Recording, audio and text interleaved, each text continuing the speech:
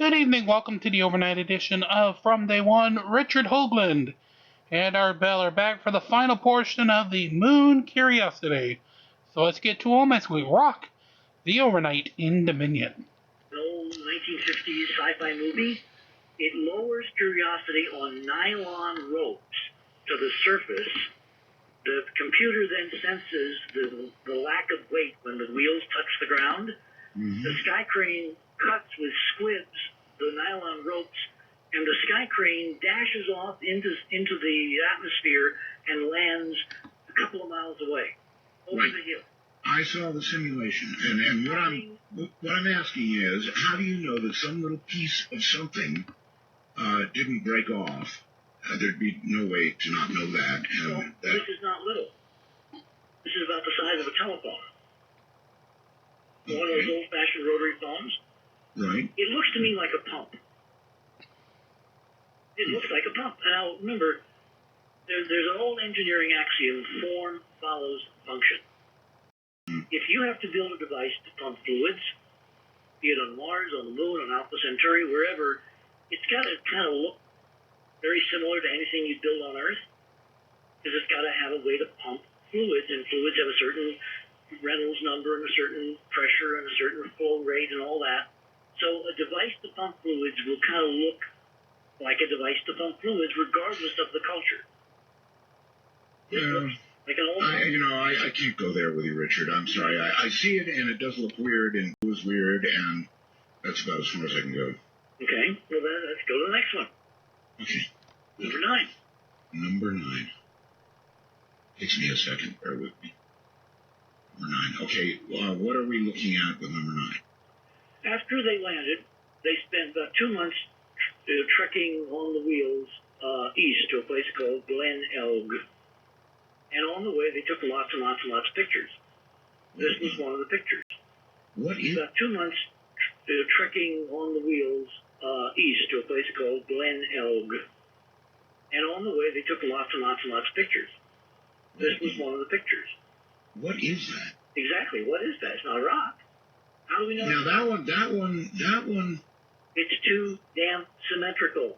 Yeah, that one is way too symmetrical. That really... And it's got a pipe. And it's shiny, too. And it's shiny. It's got a pipe sticking out of it right toward the camera.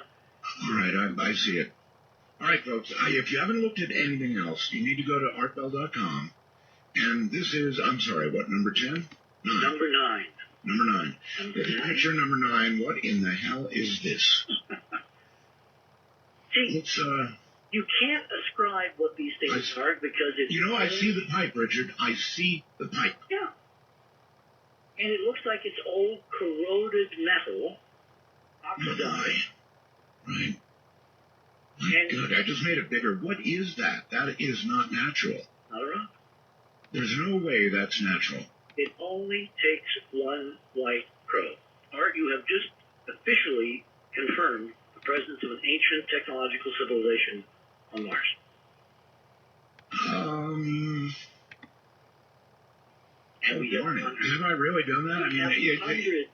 I've got so many damn images. I've been spending months trying to write part 2 of the One White Crow series because I've got too many examples, and I'm trying to distill the best context. All right, this is undeniable in the sense that there's no way this is natural. Picture number 9, there's no way it's natural. The only thing I can do is say, Richard, are you sure this was not somehow from our spacecraft or previous spacecrafts or whatever? Well, for one thing, what are the odds that previous missions will be able to land on a planet with a surface area equivalent to all the continents on Earth within a couple hundred feet of the one that came after? Second, we've never been to Gale Crater. It's never been targeted.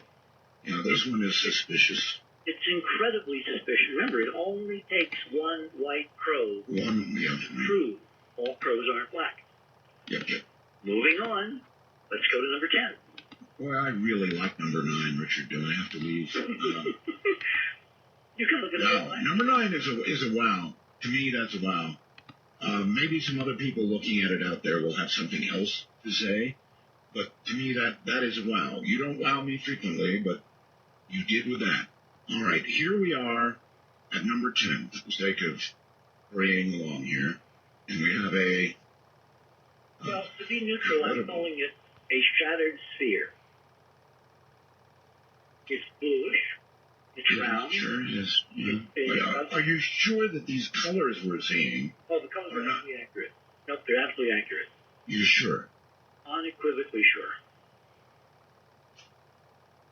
See, what you do is you go to the original, when I post part 2, which has these in better, bigger format, and many more. That's what's taken so long.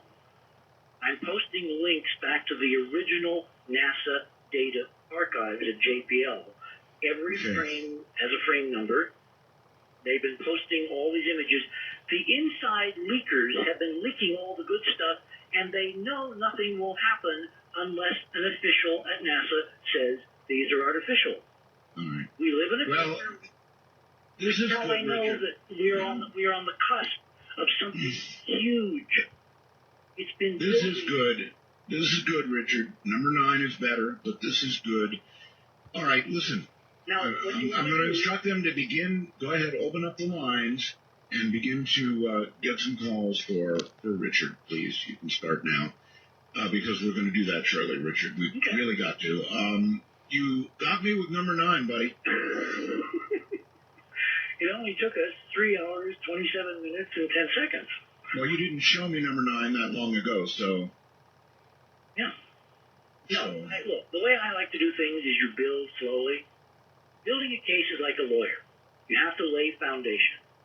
You have to get people used to the idea. And a lot of our audience has never heard any of this stuff, and they're obviously thinking you've got this lunatic who thinks, even though I work for NASA and Cronkite, that, there's stuff out there and people out there and all this, and of course we know that's not true. Well, it only takes one white crow to change the paradigm. And I've given you now 3 objects, 2 out of 3 you really can't explain as rocks. Number 9 got me. I know of no way to explain number 9. It's the symbol. I guess, yeah. On that note, hold on, Richard, hold on. We're really going to go to the phones. No joke. Go phone.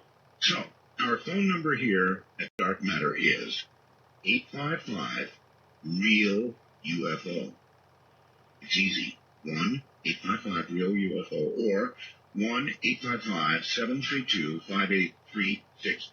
We are now officially taking calls. So, be my guest. There really is a lot to talk about. All I ask is if you want to disagree, be polite. Maybe a bit strident, as I have been, but be polite. All right? Richard C. Hoagland is my guest. It's been one whale of a night, and I bet it's going to get even better. Dark Matter in the nighttime, coming to you from the high desert and the great American Southwest.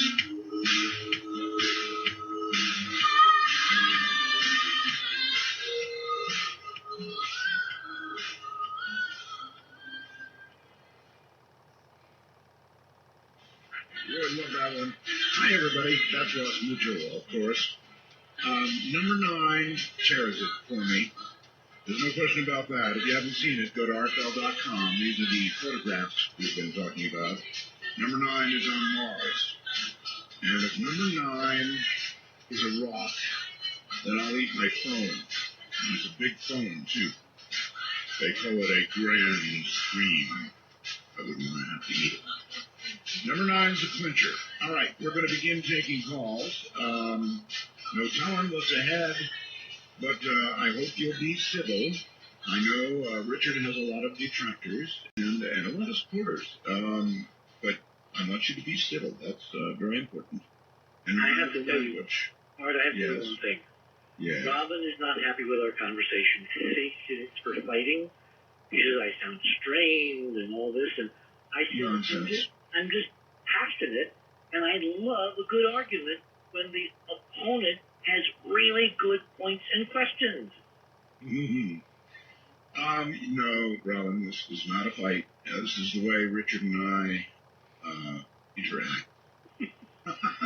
It's called radio for a reason. Yeah, okay, here we go. You're on Dark Matter with Richard C. Hoagland. Hello. That is truly an honor. How are you, sir? That would be Roswell's. Thank you. Hey, how many years ago was it that the Vatican actually came out and said the question, if there is life out there, they are our brothers? That is not a metaphor. They mean it absolutely 100% for real. How long ago was it? 2 years. 2 years. Okay. There's been a progression. Look, everybody's been talking, the Stephen Bassett's disclosure, the D word. Right. I have been seeing so many trend curves pointing us in the direction of the ultimate disclosure that we're so close now. If you look at these as political trend curves, I would say we're within a couple of years, maybe sooner, than this stuff is officially acknowledged in some way, which is non-threatening. That's why I think the laser system on Laddie and the secret cameras is, you really nailed it over. Okay. They want to look before they leap. They have to. Okay. Can I follow up another question? Am I the only one that, when I read the book of Genesis, saw it right there in black and white? They're pretty much admitting it when God says, we will make man in our likeness. Well, he was the only one at the time. Who was he talking to? Because that was before Adam and Eve. Exactly. There you go. Right. Fair enough. And maybe if they were to redo Brookings, we'd come up with a whole different answer. Let's go here, Dark Matter. You're on the air with Richard Hoagland. Yeah, hey Richard. I'm a supporter of your premise here, but I was wondering, when you use the term civilization, what if they just uncovered like a small complex of structures, like an outpost? Would you say that's a civilization, or? Well, you've got to look at all the missions we've sent, the orbital missions, the landed missions. There's stuff on every mission that's all over Mars. Just thinking of Mars as one place. When you look at all the NASA spacecraft over the last 30, 40 years, which includes, the mission to Mercury, Messenger, the mission to Saturn, Cassini, the Galileo missions to Jupiter, the mission like Voyager to the outer planets, Uranus and Neptune. There's artificial stuff that I can build the case for all over the solar system. In which case, we're talking about living. Do you remember that movie art that Katharine Hepburn starred in called Love Among the Ruins? Not offhand. We are living amid the ruins, I believe, of a Type 2 civilization. And we're the dim descendants, 15 million generations removed, of something extraordinary. And when Genesis talks about the fall, frankly, I think this is what it's really referring to. Because ultimately, when you lose your history, you lose 99.999% of everybody, and you lose planets in the process of a huge interplanetary war. The survivors are going to cling to scraps of information. They're going to mythologize them. They're going to put them on pedestals. They're going to make them sacred. And the things that used to be real and practical will be looked at as metaphors or as examples of something else. I think we're living, with genuine, homage to Michio and to Kardashev the Thorium, amid the ruins of an extraordinary Type 2 civilization, and it's now almost time to tell people who we really are. Okay. Caller, anything else? No, that's kind of what I was thinking. I think that the quote-unquote alien civilization is what we call our civilization now. And relics or artifacts in the solar system may be just remnants of their journey here. Well, when I finally get to do the book on all this, which is going to be called The Heritage of Mars, Remembering Forever, I have some stunning genetic data to put in, to corroborate with mainstream papers, which to me, and probably to any objective observer, going to find out, proves that the human race, certainly one faction of us, originally lived on Mars. I can prove that science. Richard, have you ever heard of junk DNA?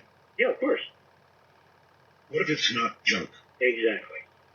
But our evidence is not having to do with the junk DNA. It has to do with something even more interesting that proves a fraction of the current human, and this is mainstream studies. And the folks doing the studies, which have gone back to the 50s, they didn't know what they got. So again, they just published it, not knowing they should have kept it secret. And the cover-up crowd, who are actually not very smart, they're basically operating on some kind of manual.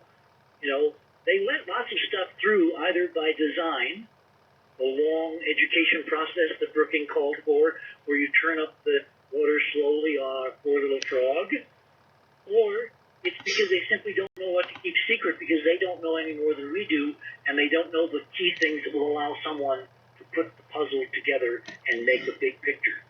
Well, either that or you've really annoyed them, Richard, and they're trying to drive you completely insane. You're on the air with Richard C. Hoagland on Dark Matter. Hello. Hello, Art. Super Mega Rockwell, CFO. Thank you. Hey, I got two quick questions, one for Art and one for Richard. Art, the other night I was listening to Dr. Greer, and he's talking about all the data that nobody has access to, such as presidents, congressmen, leaders. Right. Who is guarding this data? Is this a modern-day version of the Templars, or what is it? That's a better question for Richard. Who's guarding the data? Yeah. I think you put your finger on it. I think these are ancient secret societies. We may not actually know the names because I always tend to think that everybody who blames the Illuminati and the Rothschilds and the Rockefellers, look, this suppression, this control is at such a high level that you don't even know the names of the groups that they're part of. Everything else is kind of diversion out front, like those annual meetings of the Bilderbergers. That's not where this really originates. So, yes, I think you have secret societies. I think one of them traces itself all the way back to ancient Egypt, called the Shemsu Hor, or the Followers of Horus. And their task, when you actually read the ancient Egyptian, their task is to preserve the fragments of the first time and to restore civilization from before a catastrophe. All right, caller, you're even noisier than Richard, so let's have the other question quickly. Yeah, quick question for Richard. I want to get caught up on everything you guys have been talking about tonight because I've been kind of out of the loop for a while. Where can I catch up to, find more of these photos and stuff like that? Cause that's a fair question. All right, Richard. EnterpriseVision.com. I've got part one of an extraordinarily deep expose on Curiosity, the real secret mission of Curiosity. The title is One White Crow, and part two will be up in a few days as soon as I figure out what data I have to eliminate to fit within certain space limits. Well, I love number 9, Richard. God, I love it. It's just great. It's your white bird. The more you look, the more you see, right? It's your white bird. And there's more. Wait till you see what I'm going to have in part two on the Enterprise mission. Dark Matter, it's your turn with Richard. Hello. Going once. are you there, Art? I'm here. Roswell speaking. Oh, you're breaking up on us. Terrible phone. I'm sorry. There was a probe sent to Mars a few years back that was apparently destroyed by a laser from Mars. Did that happen? No. The probe you're talking about is a Mars observer. They were putting it into orbit, and they suddenly lost communication. And, of course, I was on CNN with a press conference that very afternoon, and I said on the record that this is the way you take the mission black. And with the sophistication of computers, even back in the early 90s, what used to take hundreds of people sitting in a mission control, you could run with 5 guys in a basement and a few laptops. So I always felt Mars Observer disappeared so that, again, they could look at what they were going to see and make the political decision, do we tell them or do we wait? Okay, I've got a question, Richard. Okay. Look, it's about number 9. Yep. Number 9 is not a natural object.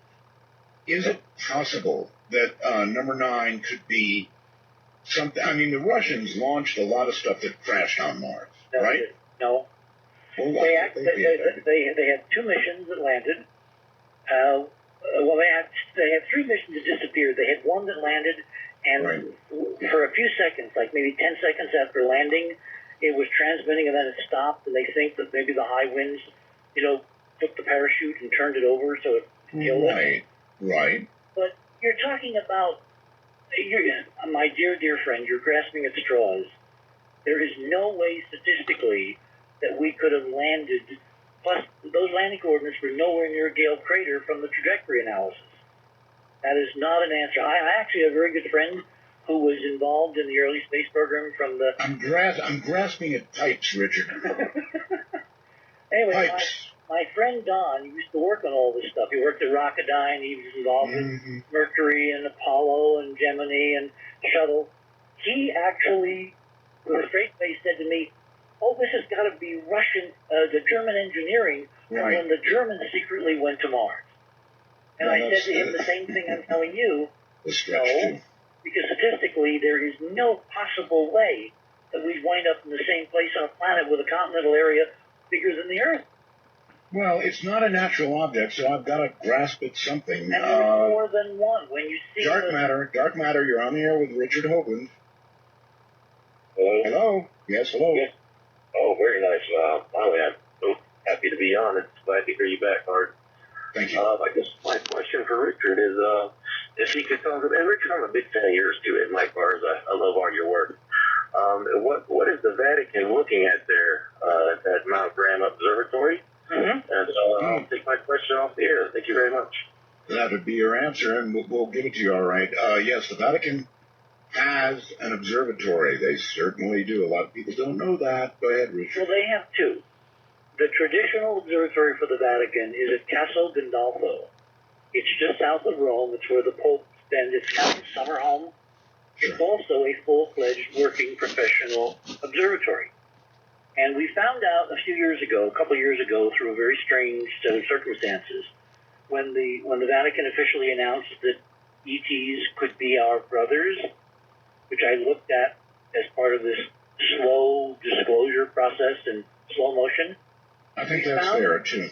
We found out that at Castel Gandolfo, in addition to the telescopes and the observatory domes and all that, the Pope has his own meteorite collection.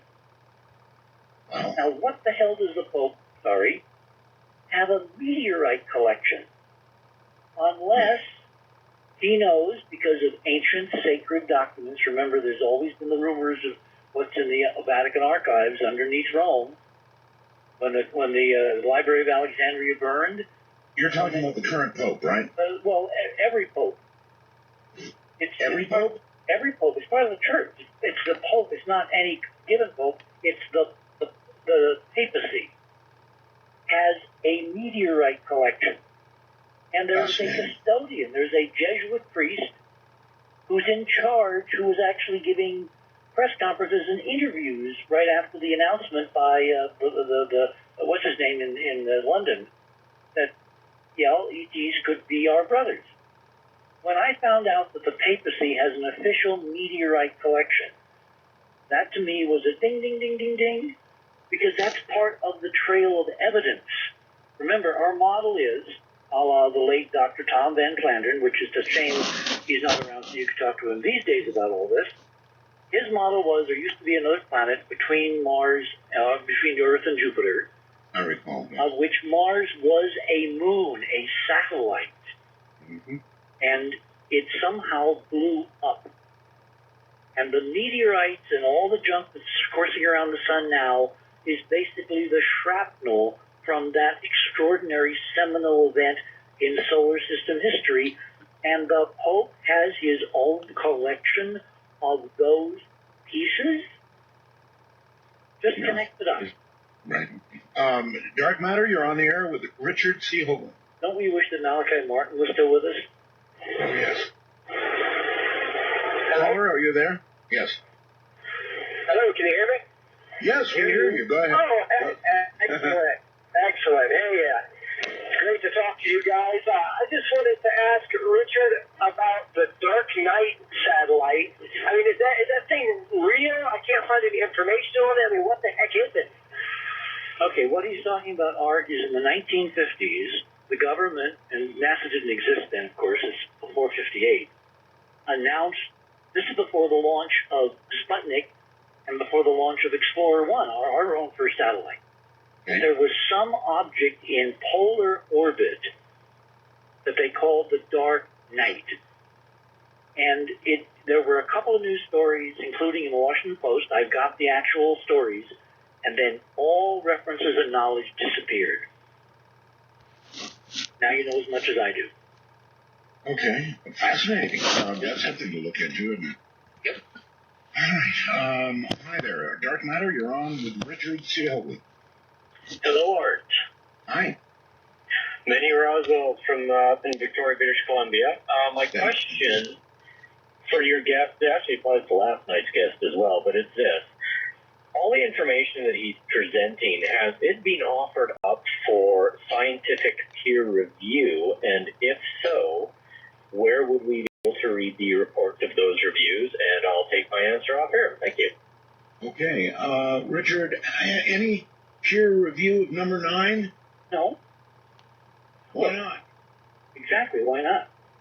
For a mission which is named Curiosity, Right. number 9 is only one of dozens and dozens and dozens of objects. I mean, poor Keith this afternoon, he said, stop! When I got to my 13th image. Because I could have kept loading. Yeah, I get it. So, no, there will not be peer review, because peer review is an exquisite censoring system. Yeah, but you can't have that many number 9s. This is too good. Oh, we got more. Wait till you see, there are more number 9s for you. Really? Okay, yes. All right, here's a number 8 for you. You're on the air with Richard C. Hoagland. Hello. Hello? Hi. Am I on? You're on. You are on, yes. I don't believe it. I have a question about... I have a really good phone line. Thank you. I'm really glad you're back, Art. I spent Thank you. at least 3 days getting this X thing together for my 97-year young mother to listen to you because she's your greatest fan. Oh, what's her name? Her name is Annette, Annette, good evening. and she will be listening to this. There's a delay. I'm so shocked I'm on. But I do have a question. Is it possible, along with these other questions, the British had a ship that went up and it crashed called the Beagle? Yep. Could this be some debris, possibly from the Beagle? We know where Beagle landed, and it's nowhere near Gale Crater. Okay. It's actually photographed from orbit, from Mars orbit, with the high-rise camera on the Mars Reconnaissance Orbiter spacecraft, the smash of debris of poor little Beagle as it hit the ground. Young lady, listen, obviously you've seen number 9, right? Yes. Your opinion? Well, it certainly it looks like some sort of a electronic equipment, and I certainly see the pipe coming out, and it Yes. doesn't resemble the rocks. No. So I can't tell you. It's certainly an anomaly, if that will work. It works. It's not a natural object, right? Correct. Well, if it's not natural, it's got to be artificial. Bingo. Exactly. No, you got to give me that one. Thank you. Black and white. Yes. There are few questions in the universe that are so clear cut. Remember, it only takes one white crust. Right. I'm with you there, Whitebird. Okay. Let's see. Number 9, lucky number 9. You're on the air with Richard Hoagland. Okay. Richard? Yes, sir. My question is, we're talking attached civilization. Mhm.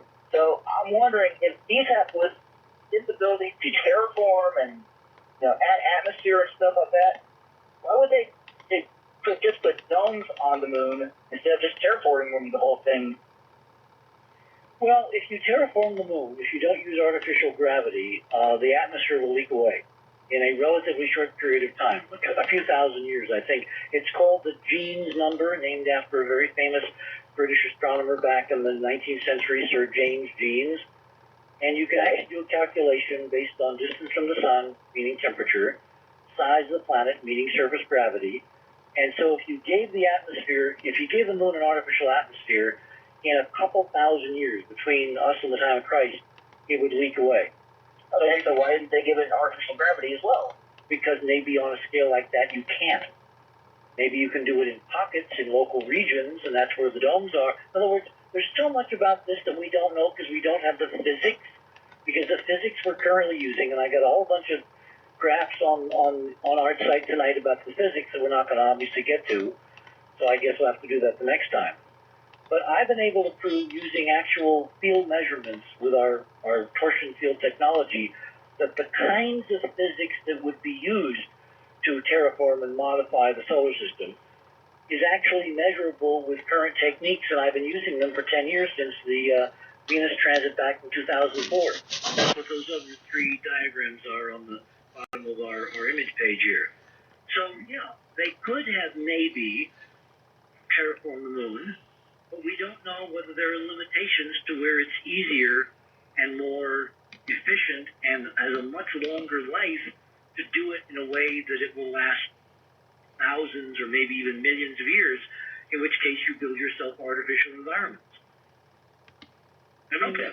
what's the biggest thing about the moon that makes it a cool place to hang out? A view of the Earth. And if you want a view of the Earth, you need lots and lots and lots of windows, i.e. a glass dome. Can you imagine living in Sinus Medi and looking up every night and seeing the clouds swirling and the planet twirling around, and it's 4 times the size of the full moon, and it goes through phases, and you get eclipses and rainbows and stunning visual drama? Gotcha. Yeah, it'd be gorgeous. Absolutely gorgeous. Okay, Richard, we're going to pause here, and this one's for you. All the way. And number 9. Definitely for number 9. In the nighttime, you're listening to Dark Matter. I'm Art Bell, and this is extraterrestrial radio.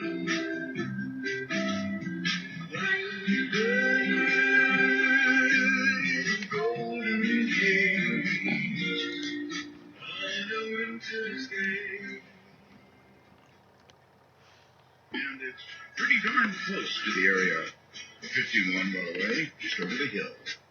I am Art Bell. Richard C. Hoagland is my guest, and here comes the caller on Dark Matter. You're on the air. Hi. Hey, Art. I'm a Hey. long-time listener, first-time caller. So a lot close to you. Thank you. So I'm looking on the Art Bell, on your website, and I see these graphs for the torsion field measurements. I kind of wanted to ask Richard what they are, and if he has any theories as to what could have made the spikes. Richard? That's going to be a little hard since we didn't really get into any of the background. Art, do you want to handle it? How about a short and sweet? I mean, torsion field measurements. What are we talking about, Richard? Okay, torsion field is the ether. Remember how Einstein claimed to have gotten rid of the ether back in the latter part of the 19th century with the theories of relativity? Yes. And the first part of the 20th century? Yes. Well, he didn't. And a lot of experimentation has proven there is an ether. Obviously, in 2 minutes, I don't have time to go through the experiments, but the Russians, the British, the Australians, there's a huge cadre of physicists who have been publishing for years experiments proving there is an ether, there is a medium, a matrix, a plenum between everything, out of which matter and light and energy that we understand derives from. What I did, based on the geometry and the physics models that seem to be laid out on the ground at Cydonia in those recurring specific geometric numbers and geometries, is I created a technology which can actually measure the changes in the torsion field in the ether here on Earth. And it's portable, it's digitized, it's built around the inertial properties of a tuning fork in an Accutron Bulova commercial watch, which was a huge rage back in the 60s when Bulova first brought it out. And NASA zapped it into everything they could think of, spacecraft, astronauts, control systems, and then they quietly took them all out. And why did they do that? Because they're responding to changes in the torsion field, and they're lousy under certain circumstances at keeping time. Because they don't keep time. They change the frequency depending upon what the field is doing. So what we've done over the last 10 years, since 2004, is we've taken this instrumentation and gone to various places to measure astronomical events, alignments like the transit of Venus across the surface of the sun in 2004 and then again in 2012, and eclipses like the one in May of last year in 2012 and the one that occurred in Hawaii a few months ago. We've also taken it to various archaeological sites built by Mayans, built by Native Americans, we haven't been to Egypt yet. That's one of the places I'm going to go, current problems there notwithstanding. And what we've discovered is that the ancient cultures, when they were building these man-made mountains, pyramids, actually were building a solid-state amplifier of the background torsion field that allows me to measure changes both in the field and the really amazing part that we've measured at Chichen Itza before the solstice last year. You can actually measure in that field the changing impressions of consciousness on the readings of the field. All right, we're into another show with that. Totally, and it's so cool. And I've got data, and 3 snapshots of it are up on your site tonight. Okay, you're on the air with Richard Hoagland. Hi. Hello. Hello. Yes, I wanted to ask Richard, with it, I'm kind of a skeptic. With it being space junk, and then I don't know why they would use just glass on the moon. That's kind of crazy to me. What really got me was the lack of feelings from the astronauts, that they just forgot, their life's work. Where can I find more information about that? Well, I did a show with Edgar Mitchell. A long form, just like this talk show. And I actually got to the point where I asked him, please, for the sake of my audience, close your eyes and tell me what it felt like. And, all the senses that you can recall, what it felt like to be on the moon. And there was a big long pause, and he said, Art, I really can't remember. And, it just floored me. It literally almost put me on the floor. I couldn't believe it, because if you had been one of the first men to ever walk on the moon, I don't think you'd forget what you'd done, would you? That's like winning the World Series, Super Bowl. I don't know how you want to put it, but that's above and beyond all that. That's just amazing. So, yeah, how could you forget that? Well, it can't really compare, but I'll tell you, when I was tapped on the shoulder to do all that work with Cronkite when I was 23, right, and they flew me around, and I got to stand at the Cape, and I got to, be at the foot of that huge 360-foot-tall glistening monument to human genius and ingenuity. And I got to watch launch after launch, and I got to go out on boats on the night side and take pictures, and got to pal around. It's something that I will carry to my grave. It's like it happened yesterday, and I can remember all the awe and inspiration and the excitement, and it's something you cannot eliminate from your consciousness if it hasn't been fed to you as a tape. I have to agree that, I don't know whether the minds were affected in some way or what happened, but it's odd beyond my ability to even try and explain without getting to where you were going. Go ahead. No, for that caller, if he wants to do the Google is your friend. Google Ed Mitchell's seminal work on this problem called The Way of the Explorer. The Way of the Explorer. I don't remember which page, but he actually describes in print art, in his own words, in his own copywritten book, the problem of finding out why he couldn't remember the emotions and connect with them, and how it first hit him, and how disturbing it was, and how he got bothered more and more, and what he tried to do about it and solve it and figure it out. So it's not just you and me anecdotally telling a tale. He's put it in print himself because he's probably the most heroic and courageous of the guys to admit up front something the others have gone through and they haven't wanted to admit it in public. There are very few things that stop me cold, and that was one of them. To hear that, it's like I have no idea what to say. It's incontrovertible that something weird's going on. The question is, what? It ain't. All right. Dark Matter, you're on the air with Richard Hoagland. Hi. Hi, it's me on the air. It is you, and okay, extinguish your radio. Okay, turn the radio off. Yes, Roswell, so you, Art, it's good to hear you back. And I'd like to ask a question on the photograph on the moon that shows what looks like a space helmet. Is that on the NASA files that can be downloaded now from the... Okay. He's talking about what we call either Data's Head or C-3PO. Yes. I've seen it. What do you think?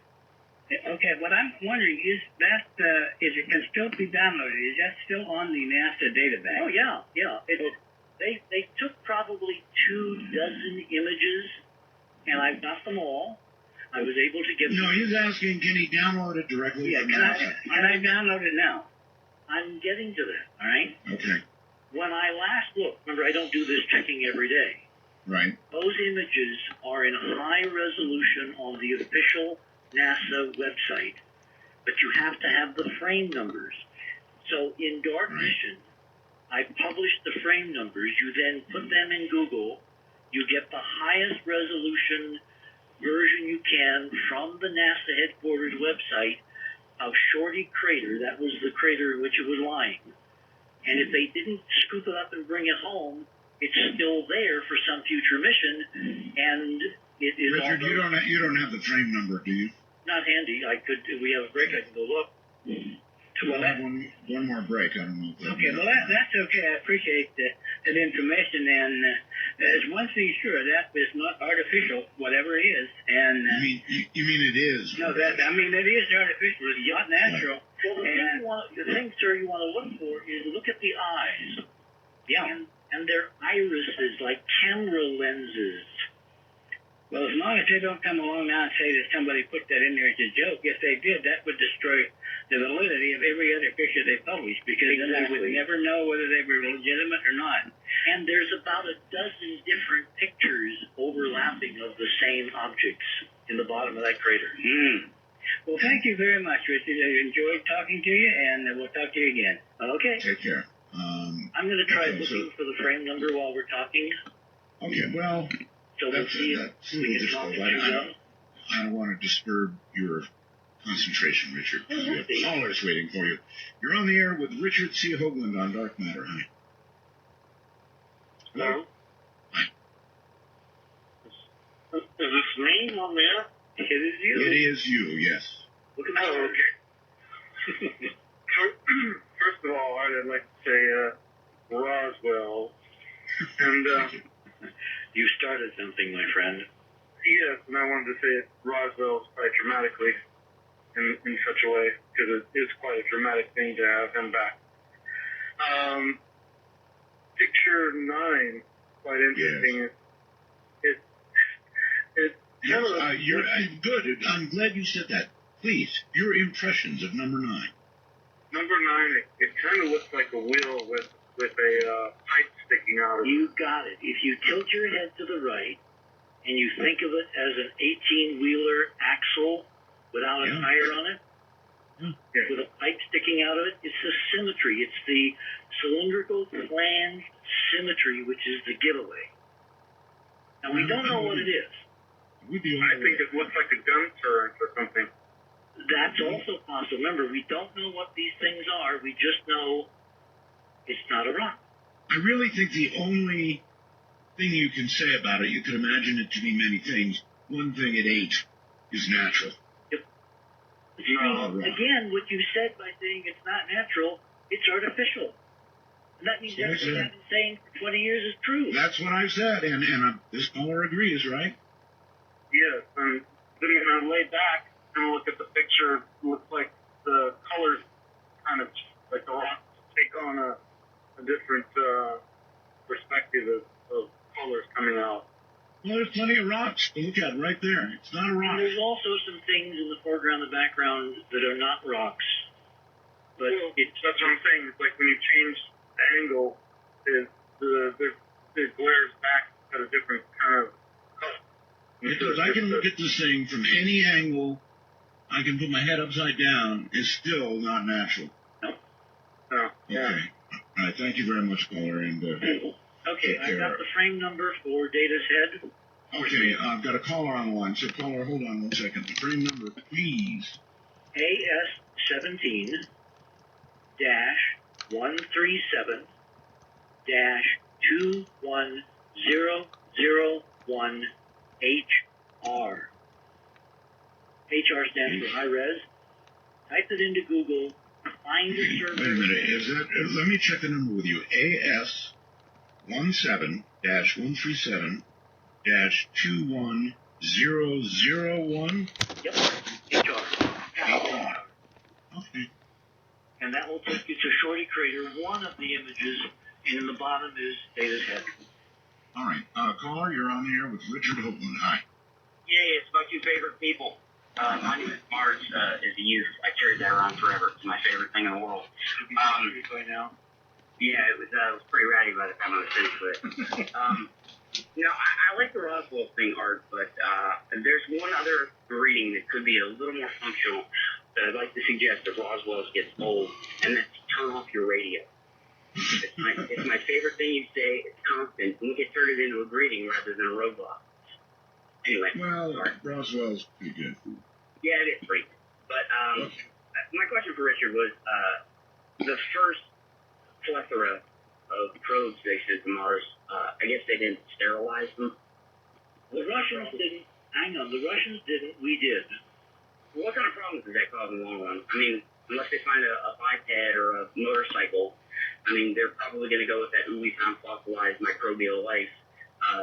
But is that going to be even remotely valid since we've already littered the surface with bacteria? Well, if we find that any microbes we do ultimately find someday, or bigger life, has our DNA, then the ambiguity will be up there. We won't know, did we, seed Mars at some early stage in our own space program? If the DNA is different, if, as Art said, a couple hours ago, think about the junk DNA, if that's expressed in different ways, then we'll be pretty sure that it's an indigenous Martian guy. Now, of course, in the last week or two, or maybe a month, there have been a couple of papers claiming that Earth life came from Mars, which I think is more gentle, soft disclosure. Yeah, I've heard that. A little Martian in all of us. You got it. I think it's code for the big stuff, which they're trying to quietly prepare for a, mixing our metaphors, Natalie, soft landing. Well, thanks, Soft landing. Thank you very much. Soft landing. That's really, really, really an interesting phrase, Richard. I was trying to get an answer from Dr. Greer about soft landing. How do you envision a soft landing could be implemented? Well, I think what we need to do is to introduce the idea of torsion field physics, i.e. unlimited pollutionless energy, into the culture in a non-threatening form. Just like going out and finding ruins on other planets shouldn't be that threatening, because there's nobody there with ray guns, and they're not going to come and eat your face off and whatever. It's just archaeology. It's just stuff left by somebody. The soft landing way of introducing the stunning technologies and engineering and scientific breakthroughs would be, I think, with a commercial toy that runs and runs and runs and I love runs. that idea. Yeah.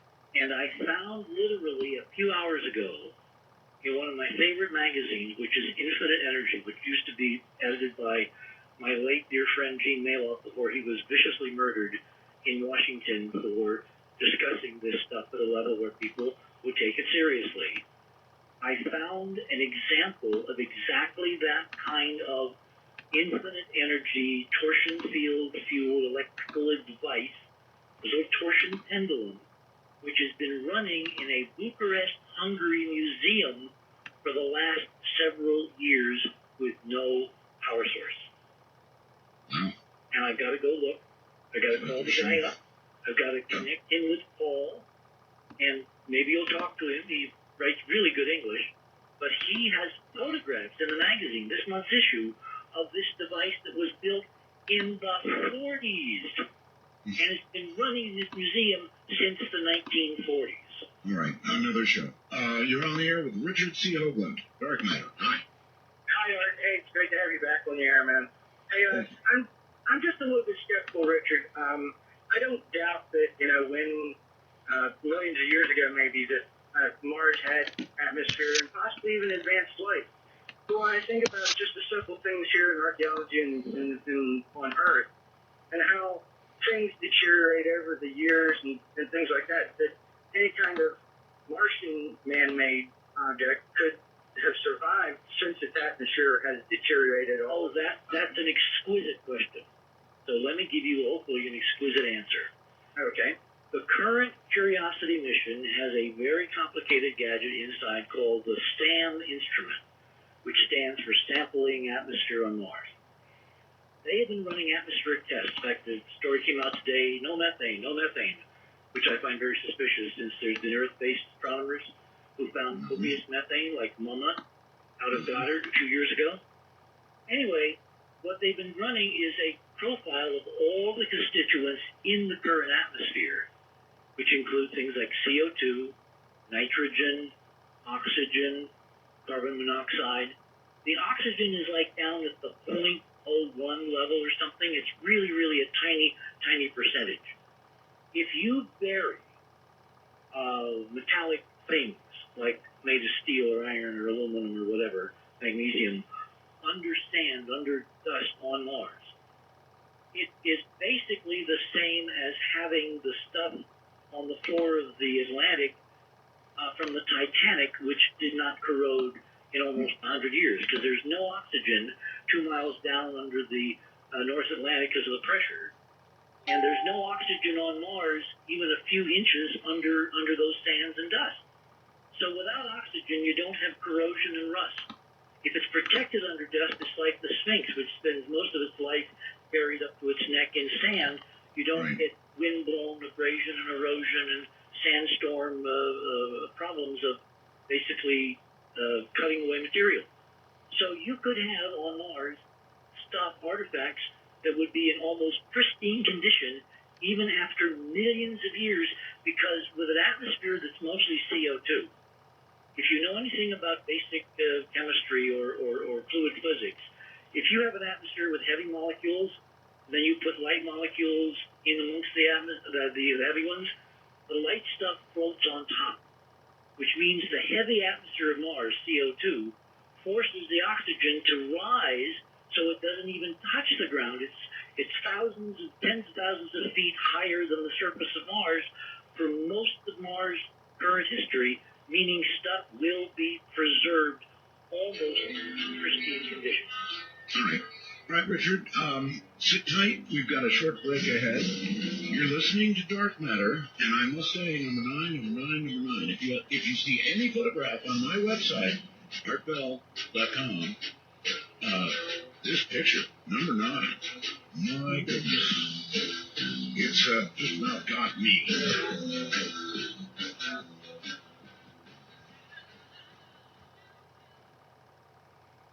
tell you something. If Jodie Foster's wormhole had collapsed as many times as mine has tonight, she'd be dead as a doornail, never would have made it.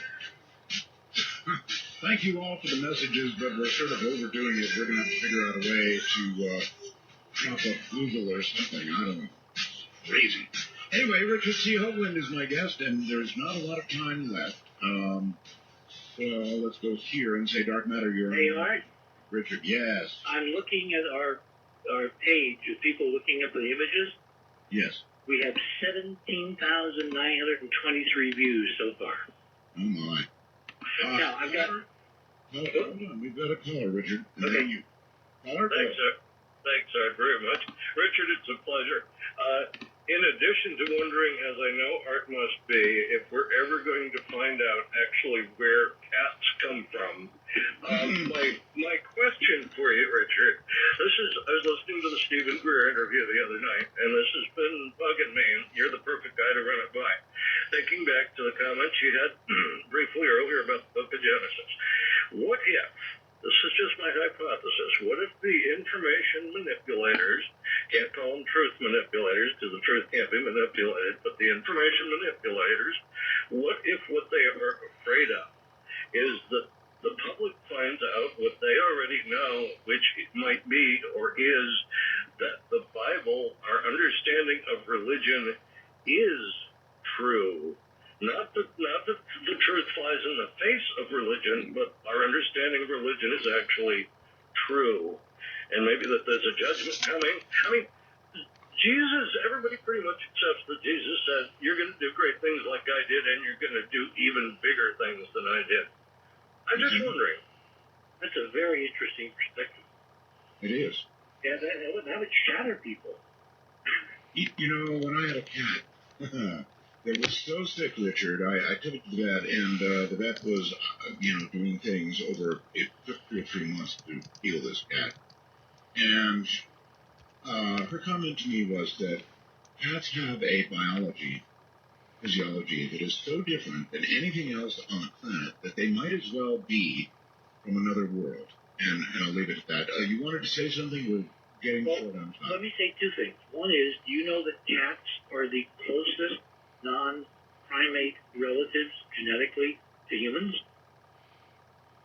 No, I Yes. actually did not know that. That's part. It's Google. If you use your friend, it's part of the data I'm going to put into our mission because I discovered back almost 20 years ago that the right-hand side of the face is a feline image, a lioness image, married to the left-hand side, which is a hominid anthropoid image, which always said to me when I figured that out that this was some meta message about genetic engineering on a mega scale. Perhaps so. We have very little time left in the show. We have a little bit, but here, take it, Richard, and say whatever else you would like to say. Well, obviously, even in 4 hours, and it's been delightful to have 4 hours with basically no interruptions to really, go at this. And I love the fact that you don't roll over like a limp noodle, and you really stay. No, I'm serious. I know. It's got to be said because people will say things like Robin did. It sounds like you're fighting. No, we're not fighting, folks. Given the states, which is nothing less than the future destiny of the human race, it's important to subject this material to peer review. Now, who are my peers, Art? You're one of them. Thank you. The concept of peer review is people who have enough background to understand anomalies when they see them and not just go to sleep or, play the party line. The fact that you see number 9 for what it is, and you're going to see a lot more when you go to Enterprise Mission and read Part 1 and Part 2 of It Only Takes One White Crow, because I think the real mission of curiosity is to prepare us by dumping hundreds and hundreds and hundreds of things like number 9. And it's just, we don't have the staff to go through and clean them up and make sure that the colors are balanced and that the contrast is good, because they're covered by all this icky yellowish dust, which makes it impossible to see anything. And that's what they want. They want to delay the inevitable as long as possible while they figure out.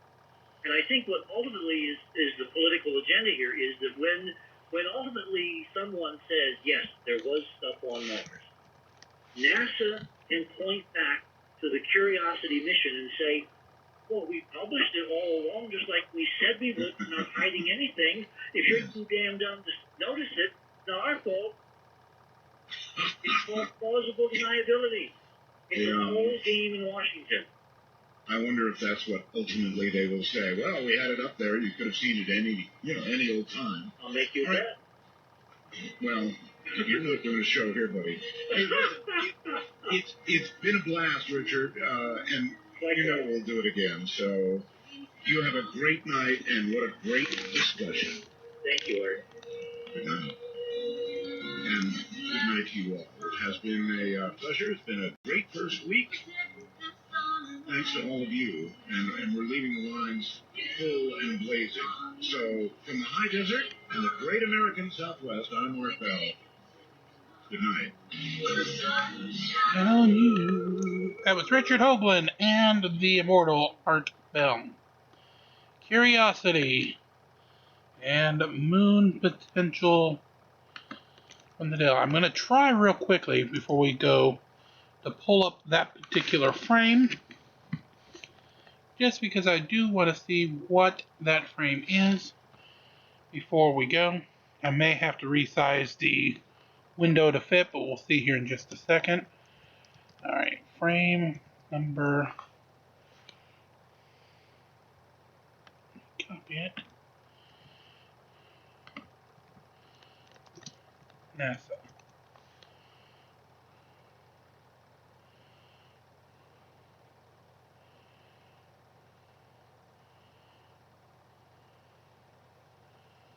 Two 1001, there it is. Let's take a look at it. The picture is still there in 2022. And there is the picture. Can I zoom in? Oh, you can zoom in, okay. I don't know. Okay, most of it is still being shown.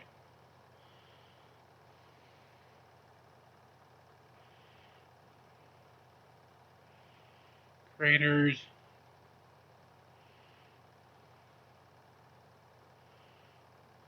Is this what they were talking about? Well, I'll let you look for yourself. See what you see or don't see in that, and of course other ones you can look up as well. Until then, make sure you do like, share, and subscribe. Be kind to one another, and of course, release the Krakens as we march along this evening and every evening here from day one. Have a great overnight. We'll have a new Art Bell tomorrow, and thanks for watching. Have a great night.